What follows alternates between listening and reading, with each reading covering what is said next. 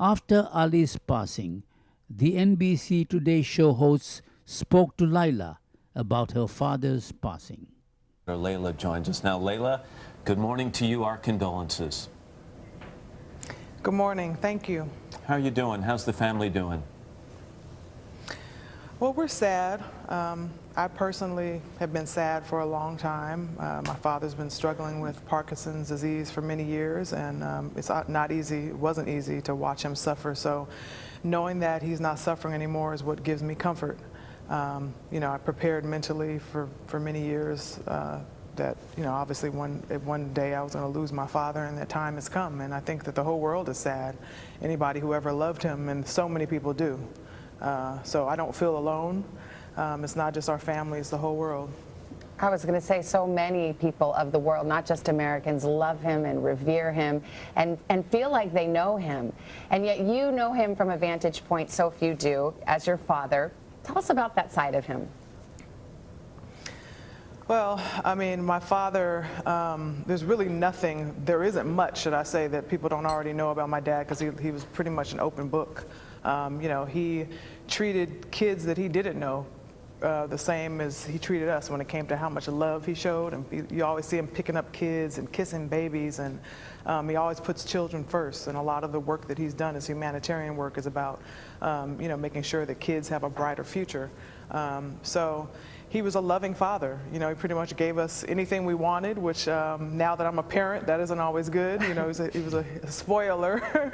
But, that's what I always remember, just being kissed and hugged, and him just being that person to just give you anything you want, because he wants to see a smile on your face. You talk about kids. There was this young man who was just interviewed in Craig Melvin's piece who was living in Louisville, and so what I got from him was I learned that you can do great things and you can change the world.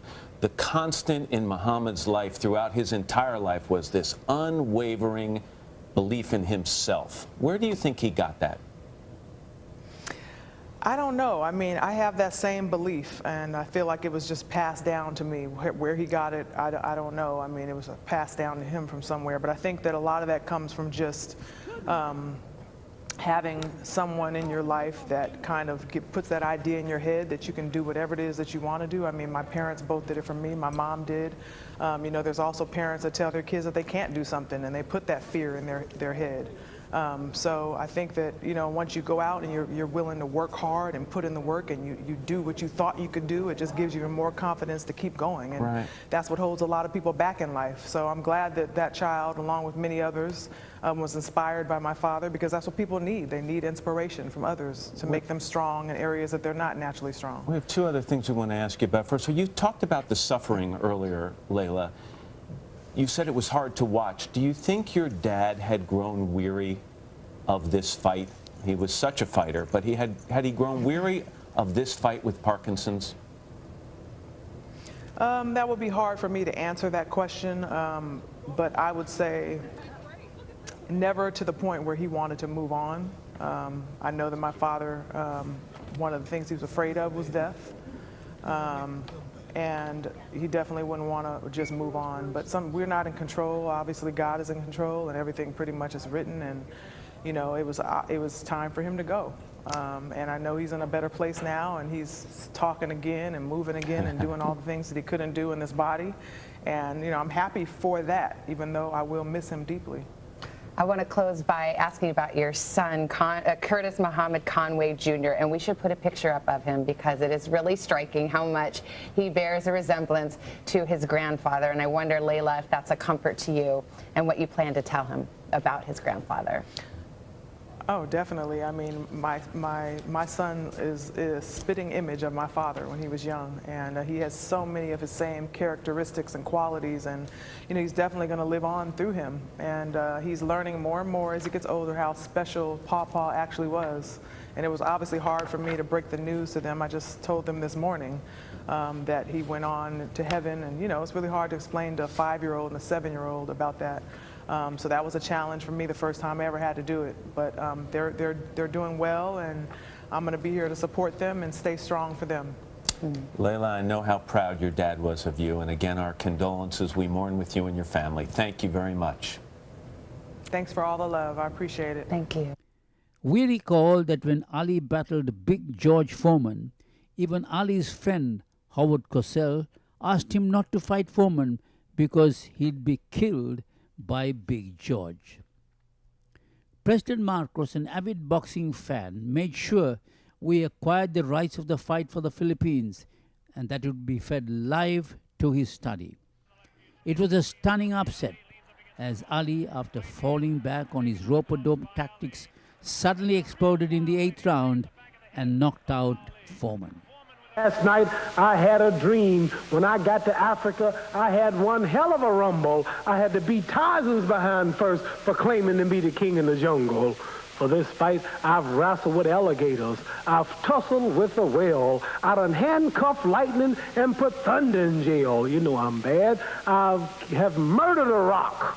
I injured a stone, and I hospitalized a brick. I'm so bad I make medicine sick. I'm so fast, man, I can run through a hurricane and don't get wet. When George Foreman meets me, he'll pay his debt. I can drown a drink of water and kill a dead tree. Wait till you see Muhammad Ali.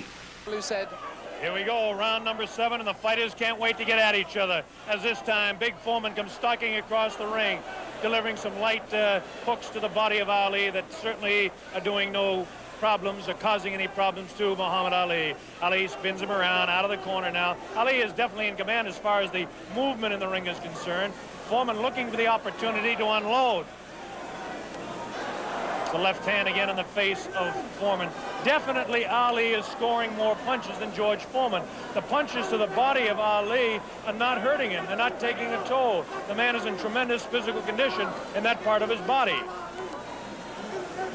Of course,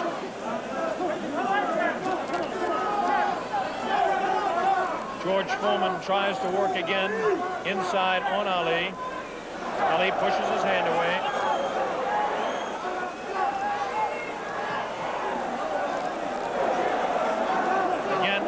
Ties up George Foreman.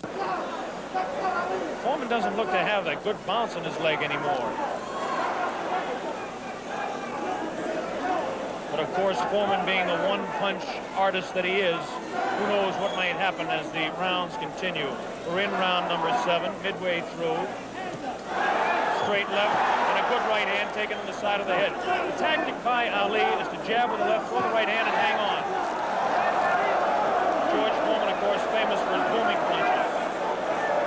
Foreman continues to come in on Ali. He wants Ali bad. It's just a matter of trying to set him up to deliver the real heavy blow. Ali rifles into the right hand.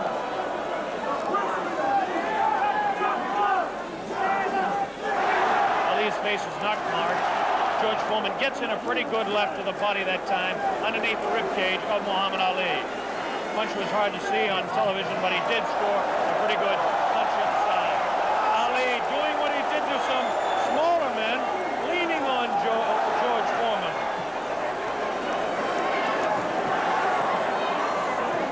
There's a good right uppercut thrown by Foreman. Best punch he's thrown in a couple of rounds. Ali hangs on. Both fighters beginning to show signs of being tired. 30 seconds left in this round 7. Very even fight. Hard to tell exactly who would be out in front. Perhaps by a point, maybe 2, one way or the other. Looks like Ali could be out in front with the punches that he's scoring to the head of Foreman. Foreman tries to score some punches.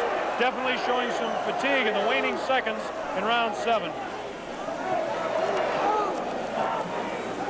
Ali continues to talk. Foreman tries to deliver some shots to the body. The bell sounds, ending round 7. Do you think Foreman's got a killer punch? If he lands one punch, can he save it? Well, I would say you have to land on the target. Any man can take a punch out, can take you out with one punch. But George is fighting foolish. Here we go, the bell sounds, round number 8, and an even fight here, live via satellite, a video techniques presentation worldwide. Ali working to the head of George Foreman. Ali scores again with a light left hand. That time a straight left, bounces the head back of Foreman. A quick, short jab with the right hand, bounces the head around of Foreman. Foreman looking to deliver the real heavy blows. Now he's bouncing better. Almost falls out of the ring. Ali left that punch, twisted his body to the side, and the left hand went kind of over the shoulder. Ali bends him over. Zach Clayton right on the spot, the referee, chairman of the Pennsylvania State Boxing Commission. Ali, it seems to be, well, kind of going the way he wants. He's not dancing as much as we thought, but he seems able to control him. Now, some pretty good heavy right hand taken on the left side of the cheek by Ali. Good right hand thrown by Foreman that time. Again, for Foreman, it seems to be one or two, maybe three good punches. That punch taken on the glove, that one slips by the left ear, tries to go with that right uppercut that felled Kenny Norton.